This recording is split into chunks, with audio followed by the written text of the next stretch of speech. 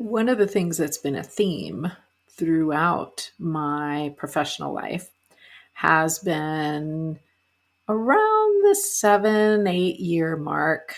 I start getting a little restless and I start thinking, is this really what I want to keep doing? And I always have wondered, and you can hit the link in the show notes and send me a message and tell me.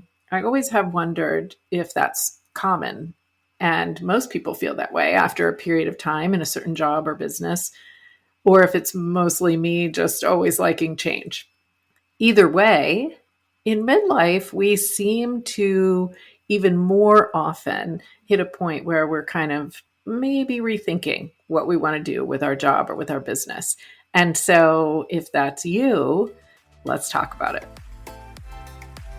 Welcome to Mind Your Midlife, your go-to resource for confidence and success, one thought at a time. Unlike most advice out there, we believe that simply telling you to believe in yourself or change your habits isn't enough to wake up excited about life or feel truly confident in your body. Each week, you'll gain actionable strategies and, oh my goodness, powerful insights to stop feeling stuck and start loving your midlife. This is the Mind Your Midlife podcast.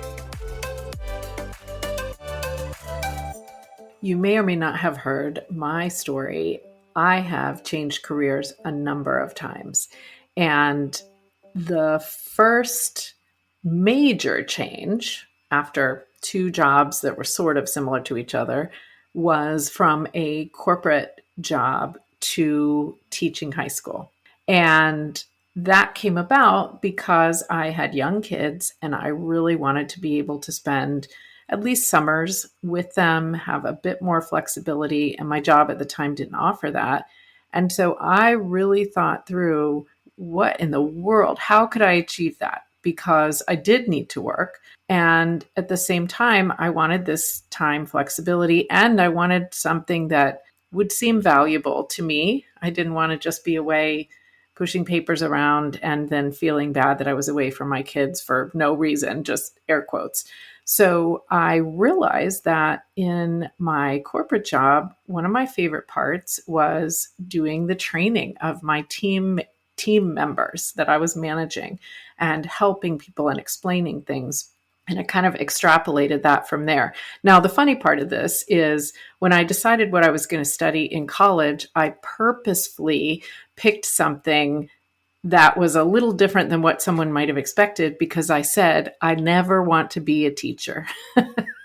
And then I don't know how many years later, maybe 10 or 12, there I went into 12 years of teaching that I did enjoy. So we never know. We can't predict the future. Now, at midlife, I made another fairly significant switch, and here I am with you as well. And so I wanted to bring to join me today, Shannon Russell. Shannon is a career transition and business coach, and she helps women leave unfulfilling careers and build joyful, purpose-driven businesses. And you're going to hear us talk about this, but she also is the author of Start Your Second Act, How to Change Careers, Launch a Business, and Create Your Best Life. So I think we're really going to have fun with this conversation. Shannon spent over 16 years as a TV producer in New York City and Los Angeles, working for things you might have heard of like MTV, E, Yahoo, Pop Sugar, A&E, TLC. So here we go. Hi, Shannon. Hi, Cheryl. Thanks for having me. I'm so excited. So here's what we want to start with, and especially for our conversation about making a career switch, I think it's really powerful to know more about your story. So how did you end up working with women who want to make a career switch?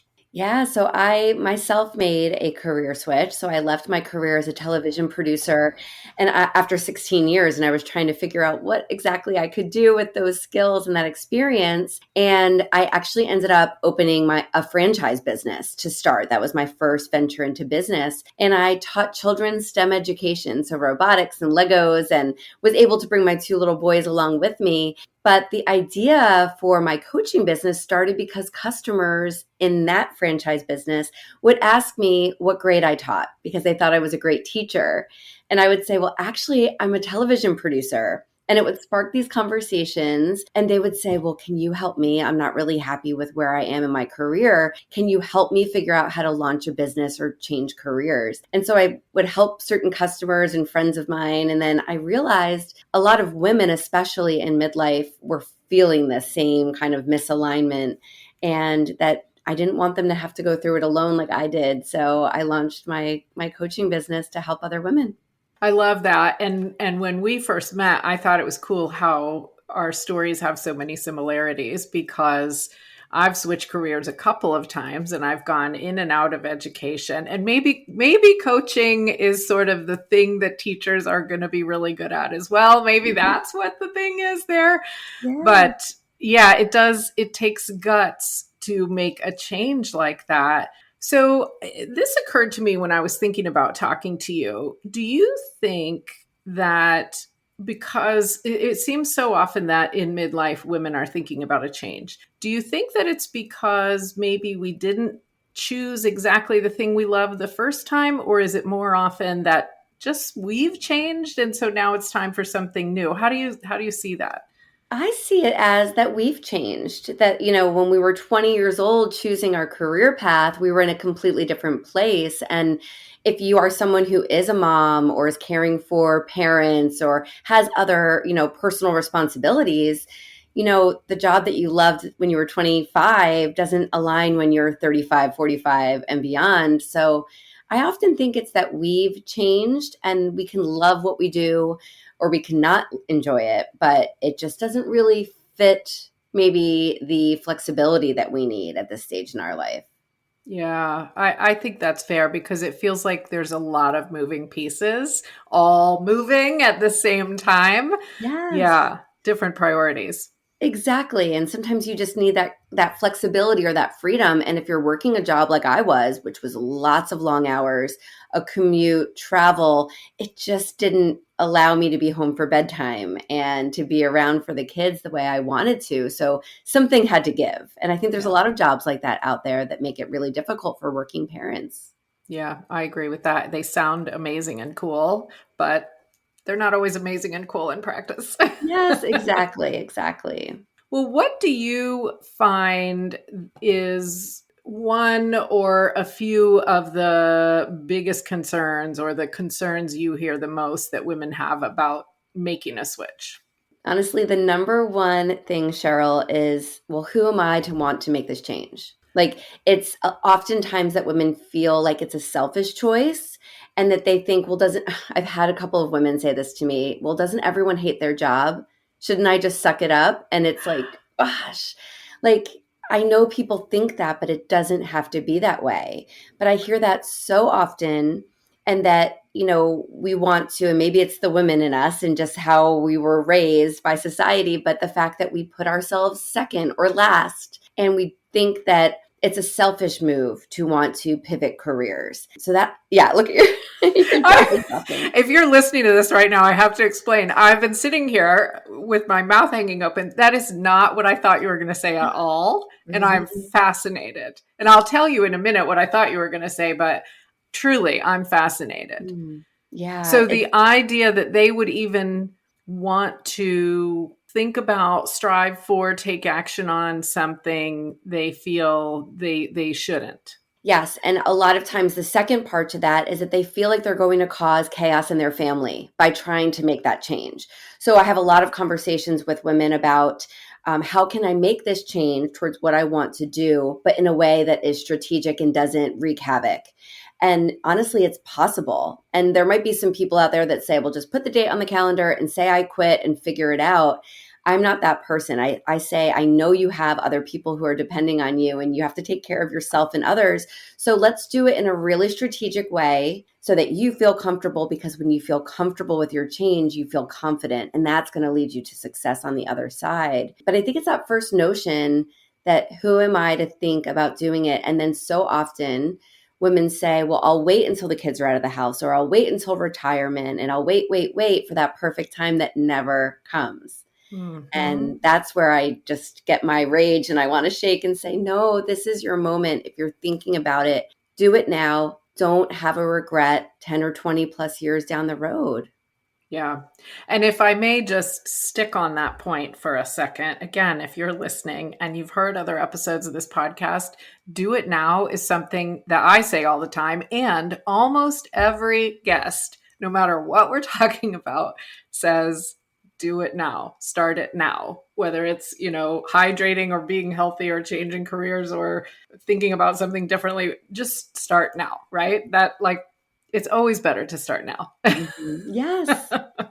I was just going to say there's a quote, and I don't know whose quote this is, but it's something like the best time to start was, a year ago. The second best time is now. That gives me chills. I love that. Yeah. So I'll tell you what I thought you were going to say. I thought you were going to say that the top concern that women mention to you is sort of a fear of the unknown, a fear of how will they get hired or have success in the new thing. And I'm sure that's there, Yes, but I'm definitely. totally fascinated by the other direction that many of them are going. Yeah, and it definitely is both, absolutely. But I think the one that upsets me the most is what I said, of just feeling like I'm just not worthy enough to build myself a better life. But the fear of the unknown is there for you, it's for me, it's for all of us. And anytime we try something new, that's always going to be there. But again, by starting now, you can get past that first hurdle of the unknown, and then you can rest your shoulders and breathe right and know that you're on the right path. Yeah. Tell me more about what you were saying about how it doesn't have to be a quit your job now and then figure it out sort of thing, and it can be more gradual. Right, because everyone's situation is different. So a lot of times women will come to me and say, I make X amount. I'm really worried about leaving that, starting a business where I might not make money for a year or so. Like, how do we get from point A to point B? And so we start small. We really dig into the stuff that's not fun, the money. How much do you need to bring into your family? And what does your savings look like? Do you have a nest egg ready for this venture? And then we look at, okay, well, maybe you're not going to leave your job and officially go full time into that business for 6 months. Maybe it's a year, but to be realistic sets you up for success. And then what doesn't, I know sometimes women get a little like upset that it's not now, right? That it's later and Mm, they're putting off that inevitable.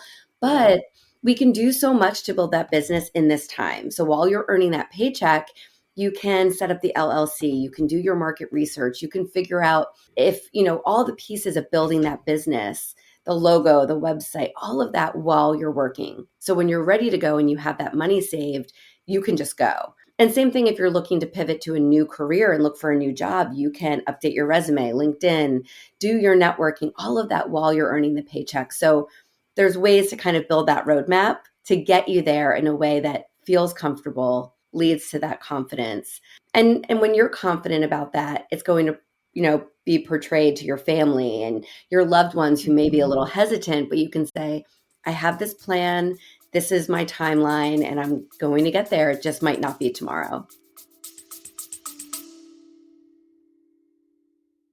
Midlife doesn't have to be a crisis. It's your pivot point. I just launched the Midlife Pivot community on Patreon, and it is totally free for the summer. If you want more confidence, clarity, and support as you navigate career shifts, changing relationships, or just figuring out what's next, this space is for you. We have monthly group coaching, bonus podcast interviews, and other tools to help you feel good in your body, your mind, and your life. So come join me at patreon.com/mindyourmidlife, and let's do midlife together. Yes. And there could be some bumpiness along the road, I'm sure. And Mhm. so when you kind of talk through this gradual plan, do you get a lot of concern back from people about, well, how do I have time for that? I already don't have time for what I'm doing. Yes, yes. So I like to, when I'm working with a client, have that, we decide it's 6 months, it's 3 months, whatever that timeline is. And then that list of everything that needs to go into building that business or finding that next job. And then we reverse engineer the timeline and really kind of make it a practical list of everything that can happen each month, broken down by weeks or days. And then based on your personal schedule, It might be working on that resume or that business plan over your coffee in the morning instead of doom scrolling on your phone, or over your lunch, or when the kids go to sleep, or when you're folding laundry. A lot of my great ideas, but my ideas come from driving in the car when I'm driving the kids here and there. So, right. So I keep Yes. a notebook and I jot everything down when I'm at a red light, and it can still be productive in those little pockets in your day. It's just being disciplined and having that plan. You know what? It's such a great point. I have often in life been doing multiple things at a time where I was working on something else during my lunch hour Mhm. or early in the morning. And I think I just have a personality where I like to have a few different things going at Yeah, once, I'm happy same. that way. And I do think there's more time than we realize, but it's interesting the ideas in the car thing, because if you really sit and think about it, a lot of times we get our ideas when we're doing some, what's the word I'm looking for? Like repetitive activity that we Mhm. just let our subconscious brain run. Yeah. And then the rest of our brain is kind of working out problems and stuff. So it could be in the shower, in the car, doing the dishes, folding the laundry. And those are usually, I agree with you fully, powerful ideas. So Mhm. I have often voice texted myself in the car. I've yet to figure out how to do that and without in a safe way. So I want Yes, to. don't pick up your phone, please, when you're driving. That's not what we're saying. But writing it on a pad at a red light works too. But yes, I figured out how to tell the car to text me, and then I'll just talk. And then later I have to kind of figure out what in the world that text was. But yeah. But that's great, especially if you listen to podcasts like this one, right? Like you're listening, you're getting inspired, and then you want to get that idea out. Because at our age, I feel like the ideas go. If we don't write them down, we forget. Yes. Yes, they do. It Yep. is good to write things down. So I was going to ask you, well, somebody's thinking about a career change, how do they start? And I think you've kind of given a good answer to that a timeline is a good idea. What else would you advise someone to do if they're kind of just tossing the idea around? It's doing that research. I think learning before you leap, that research is so key because a lot of times you can have all these ideas, right? Especially if you're creatives like that, like us. You have ideas and they all sound great. And especially if you're feeling stuck and unhappy. So then anything seems great. It's shiny object syndrome, right? You want to jump for that next opportunity because it's better than where you are now. But if you do your research and you say, okay, what would my day to day look like in that role? Or running that business. And then you actually learn a little bit more. You might say, oh, that's not for me. Let me cross that off my list and go on to the next thing. So I think using those little pockets in your day to do that research will help you narrow down to exactly what you're looking for. And then contrasting that with your skills and your experience and really what you can bring to the table will help you be able to take those steps in the right direction. So you're not jumping to something and finding yourself equally miserable in a new role. Right, because any job or business is going to have parts of it that we might not love, right? It's work, it's not fun. Mm-mm. But I like that you said figure out what your day might look like, because one thing that really helped me when I was making a switch, and this was a long time ago, from a corporate job to teaching, was thinking about, well, which parts of my day do I actually like? What are the things that I have to do that I actually like? Mhm. And that led me to training, teaching, explaining, and I eventually figured out, okay, well, maybe this is the direction I want to go. So, yes, very good point. Mhm. Or even more importantly, too, what you don't want to do anymore. Maybe it's something that you're really good at, but you just don't want to do that in your second act. And I always say you can be a little picky at this point when you're really looking to venture into something else. You want to make sure that you're doing what fills you up, like you were saying, what you enjoy, and that it aligns also with your, I call them non-negotiables, like when I left television, I knew I wanted to be present for my kids. So I needed to find a business that would allow me the flexibility to be a class parent, to pick up at the end of the school day, And so those are my non-negotiables. I'm not starting a business where I'm working 24/7, out somewhere. Yes, as a business owner, you work 24/7, but you can make it flexible for what you need. So yeah, just like really narrowing down to what you're looking for and what's going to fill you up in this next act. Let's go back to your story for a second. So, how did you land on a franchise, and particularly one that is related to STEM and working with kids and education? Yeah, I love this story. It was really me floundering. I had said I'm not going back to television. My show had gotten canceled. So that was my sign from the universe to not pick up the phone and get my next job. I was going to figure it out. And I was doing all the things that were not working. I was going for a master's degree for something I didn't want. I was taking a 9 to 5 job that was toxic, I didn't like. And I was at home with my kids, my newborn and my 3-year-old, and my 3-year-old was building with Legos, like the Duplo Legos, and he was Yeah, in the zone, and I could actually walk away and make dinner because he was very attached, especially with the newborn. And I said, wow, like there's something to this. And I started thinking about, you know, STEM and thinking like an engineer and teaching kids to be creative through building. And so I was researching opening my own business because I knew I could bring the kids with me. And then I found the franchise that was already existed and had everything I was looking to build. And it was, for a first time business owner, it was a no brainer to just invest in that franchise and right. see what I could do. That's really fascinating. And to be honest with you, I didn't know such a business existed. I have a good friend who has a tutoring franchise, and Yeah, that's what I imagined. But this is a little bit different take on that. it So, very is. interesting.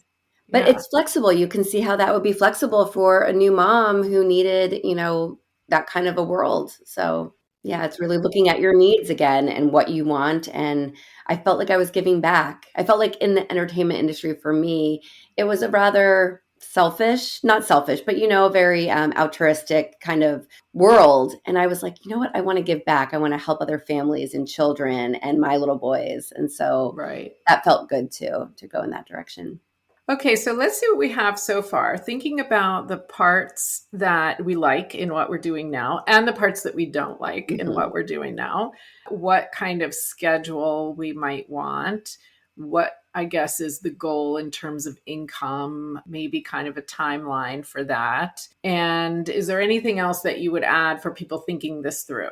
I think really examining your skills and your past experience. So, what do you do every day? Write a list, as old fashioned as it sounds, write a list of, pen and paper, what you do every day and what you've done in past careers. If you worked in retail, if you were a waitress or waiter, like write all of those down so that you have all of that.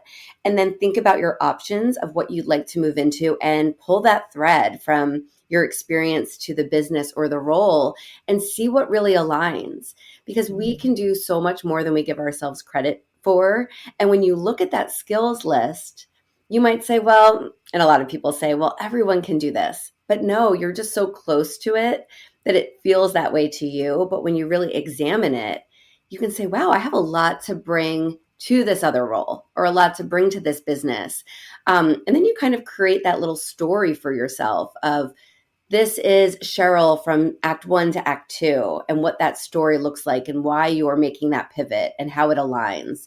Or for me, it was second act success, and that plays on entertainment and television. And it kind of all goes through of me producing a show and now producing and growing a business and helping others do the same. It's my career story, if you will. And I feel like you can't get to that unless you really examine your skills Yeah. and your past experience and appreciate those. Yeah, I agree with that. That makes a lot of sense to me. And your book is out now. So tell us about that. Thank you for asking. Yes, it's called Start Your Second Act: How to Change Careers, Launch a Business, and Create Your Best Life. So it's everything I teach really as a coach. It's my strategies and it's my story of career transition and those of my clients and celebrities who have changed careers. And just, I wanted to give lots of examples of people who have started a second act and then give all of my tools and strategies on how you can start to do it too. So I'm hoping it'll become that tool or resource that people can grab and really dive in and be messy and write notes and really get their ideas down onto paper as they read. I love it. And I'll make sure to put the link in the show notes for Thank the you. book for sure. Is there any story that really sticks out to you that maybe the somebody listening would enjoy? Yeah, I was actually thinking of this earlier when we were speaking about something else. Is there is a client and a woman who was also on my podcast who was commuting to Manhattan, and it was about a 2 hour each way commute on the train. But she knew she didn't want that anymore. And she wanted to open her own, actually, lactation consultant business. She had two little ones, and she got really intrigued on how to help families feed their babies. And so she decided to use that time on the train to get her certification. So she studied, she got her certification, and she built her business during her commute. And I Wow. always get excited talking about that story because I think it shows that it's possible, right? To really look at your day and that time that you have and use it to good use rather than scroll or, do stuff that isn't going to get you to your goal. And that's just, I think, a really inspiring story. And she did it. She left her job in the city and she's got her own business and she feels so fulfilled, helping others too. So props to her. Yeah. Amazing. And it's so cool to think about the fact that we can even do something like that now that 20 years ago wasn't even possible. It wouldn't have been possible to do courses on a train for two No, hours. Yeah. Amazing. exactly. But that's dedication, right? Like that really took her to be very dedicated and work towards it and not just quit and figure it out. She really did it while she earned her paycheck. So Wow. it can be done. I love that story. So, if this is inspiring someone to say, okay, maybe that idea in the back of my mind is really something I should actually look at further, how can people find you or get in touch with you? Yeah, you can go to startyoursecondact.com. That has a link to my book and free resources. I have a free second act journal where you can start getting your ideas and get them down onto paper with different prompts. And yeah, all my coaching opportunities and other free resources are all at startyoursecondact.com. Perfect. Thank you. And let's finish with this. If there's one thing that somebody listening should remember from this conversation, I like to call it the OMG moment. What do you say that is?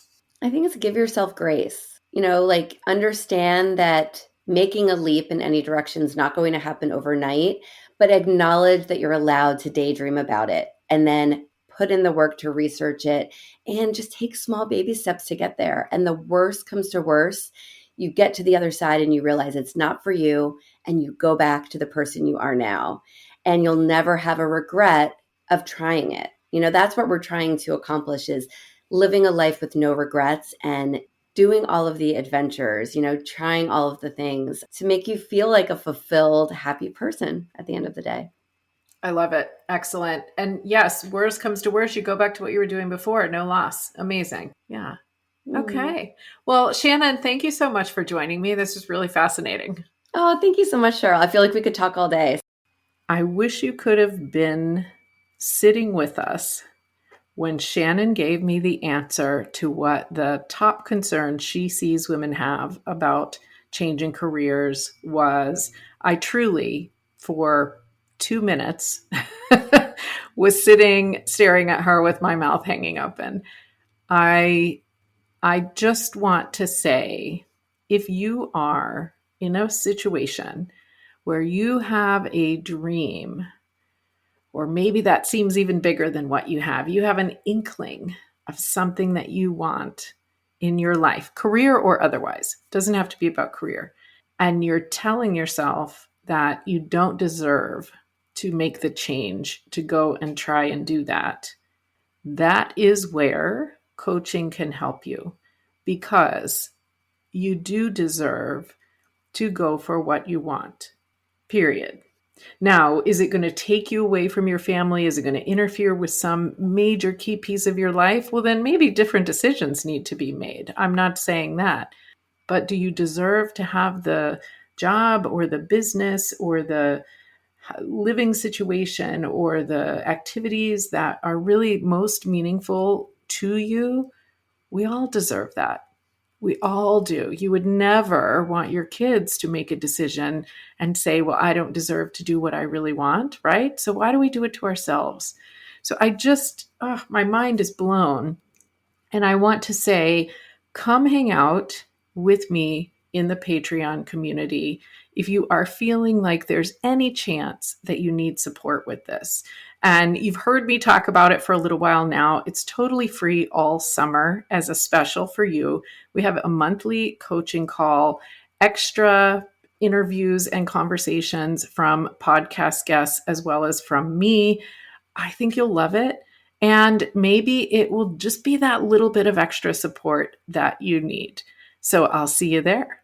The link is in the show notes. And make sure you've hit the follow button, because next week we are going to circle back to one of the top topics of all time, and that is money mindset.